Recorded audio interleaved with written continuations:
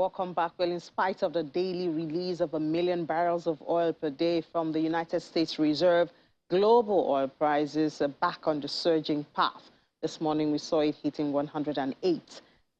And then we have Bolanle Agbaje, now analyst with financial derivatives company, to tell us why the U.S. release seems not to be making the expected impact. Good morning, Hi, Bolanle. good morning. Thanks for having me. Good to have you. So, we thought, and it did happen. I mean, it was, there last there was a slight drop then for a day or two or so, but now it's back on the surge. So the slight drop can only be explained by the signal effect. So when you hear news of oil prices or the production of oil increasing to kind of like bring the prices down, you expect prices to react. But we all knew that it was only going to scratch the surface because the market is well undersupplied, and OPEC is still making sure that they keep production cuts at a certain level. So we've not seen that, drastic change, when it comes to the supply and demand effect. And at the same time, this morning, we had seen that oil prices actually inched up by about $2 per barrel.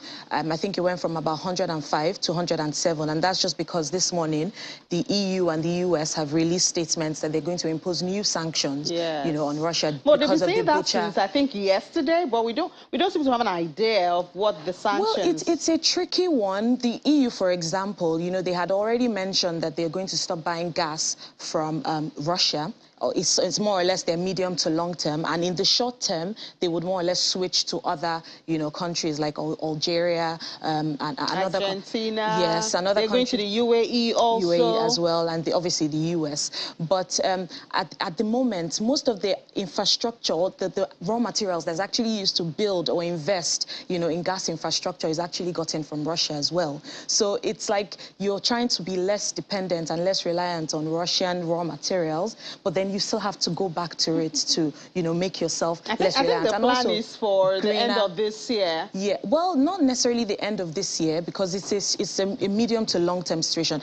To build, infrastructure is actually a lot. Germany came out to actually mention that they're looking to invest, in gas infrastructure. Although other European countries have mentioned that they want to be less reliant on oil and move towards, cleaner energy and greener, energy. But that has been mentioned for years and years to come. We haven't still gotten there up until this point. So if they had, made those moves, as fast as they could, would have been less reliant on Russian crude. What's stopping them from investing in Nigerian gas pipeline? I mean, we've got the gas, we just need the I'm sure investment. if you put your mind in the situation of, some of these countries, you'll be hearing news about, pipe vandalism in Nigeria and all of that. I don't think any country would look into Nigeria just because Nigeria has not even done a good job with, satisfying the demand locally. So what makes you think that they would actually... And even the crude pipeline and crude theft is still a major It's still a major story. thing. The force majors, the maintenance, all of that. OPEC actually increased our, oil production 1.75. I was wondering why we have not been able to meet up with the former. So I'm sure it's a strategic move because they know that Nigeria will struggle to meet that, quota. But currently our production is only about 1.4 million barrels per day. So we're not actually doing as great as we should. So did they increase any other country apart from Nigeria? I think they did. No, they didn't increase any other country, but they didn't also reduce or impose output cuts in Iran, for example, and Iran has actually increased production. But they increased by themselves? They increased by themselves, because nothing has been done about the nuclear deal so far. I'm sure most countries are, or the US rather, is more or less thinking about, what's going on in Russia and Ukraine. They don't have time. I was wondering what stalled that talk. I mean, I thought we were in the path.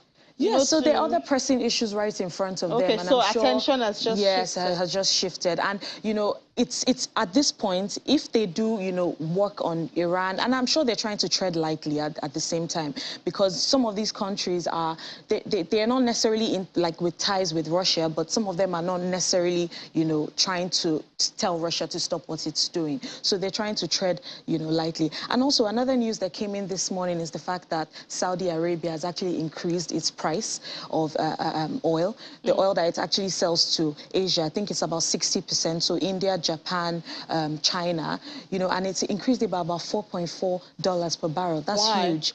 And that's just because, you know, it's more or less them saying, you know, for the fact that we're going to increase production slightly, like they mentioned in their last meeting, it's going to come at a cost. But they also have the challenge. I mean, they have some war. I know their pipeline and facility were disrupted some production, I think 2 weeks ago. Yeah, so I'm sure those are the factors that they've, you know, put in place to make sure that they actually cover the cost of, you know, those pipelines that have been, you know, destroyed. And at the same time, Saudi Arabia is, you know, we all mentioned, okay, with OPEC Plus and what are they thinking about Russia, what are they saying? But there was an interesting comment that Bloomberg mentioned, the fact that war is business as usual when it comes to OPEC.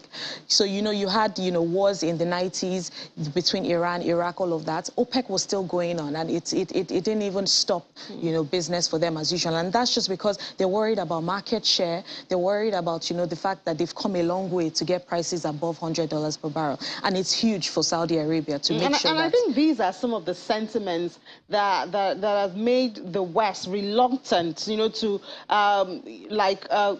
cooperate or work and be business partners with some of the countries in the UAE, because there are human rights issues. Yes. There are issues, you know, they're not concerned about some of those, you know, and this has stopped. I mean, I know Germany has signed an agreement with Qatar about supply, but I think that's not now. But they still have that sentiment, because I know when the UK Prime Minister went to UAE, he had some knocks back home. Yeah, so it's you know, it's a very tricky issue when it comes to oil, because it's a global commodity. It's not as simple as, you know, one would expect. Some of these countries, there's a lot of politics involved, and they don't, you know, it's not as straightforward to make those deals as we, you know, want to. The EU, yes, is standing alone with the US, but other countries, nobody really knows exactly where you know, they lie when it comes to, you know, relations with some of, because money is involved as well. You're playing with the main source of funding when it comes to those countries. So I think that's... And you know, in spite of the threats, I know we had this discussion on our Russia invasion program. Yes. In spite of the threats, you know, by Russia, the gas pipe has not been turned off yet. Because apparently they also need the money for their economy. Yes, of course they do. The only way they're going to fund, you know, and keep going with the war is to actually keep selling and make sure that, you know, they're getting, you know, money coming in. And also the sanctions have really affected them. So they would have I hear they're close to recession now. Yes, possibly, because, you know, they're being cut off by a lot of countries, a lot of partners that they had deals with. So that definitely would have, you know, some negative impact on their country. And I don't think it's wise for them to, you know, cut supply when it comes to the countries that are ready to buy, and it seems like a lot of them, especially countries that are buying behind closed doors. Yes, India just bought extra 1 million India seems barrels. to be standing alone. I don't think they're trying to involve themselves with... The thing is, Russia is very crucial when it comes to, you know, the world economy. A lot of these countries actually depend on resources they're getting from both Russia and Ukraine, actually. Yeah. They produce, you know, copper, aluminium, steel, wheat. Wheat is now at record highs. Yes. Wheat currently went from $1,000, you know, dollars per bushel as at this morning to 1,040, and that's just 1,040, $40. Yes, and I remember, you know, about 4 or 5 years ago when I started coming in here, wheat was trading at about between $200 and $300. So you can imagine the, you know, increase in prices. I remember talking to a feed miller in Nigeria, and he said, about a month or so ago, he had this warehouse stocked with wheat because that was just an option. It was an alternative to corn. Yes. Now it's empty. It's not the case, and it's just what it is. And you know, some of these countries, even the EU, they're so heavily reliant on bread. Bread is a part of their culture. Egypt has subsidy on bread. Exactly. So it would definitely, you know, bite hard. And of course, this is feeding into food inflation. Yes, it is. Fortunately for us in Nigeria, it seems like there's still some customer resistance, or consumer resistance rather. Consumer resistance. Yes, exactly. So, you know,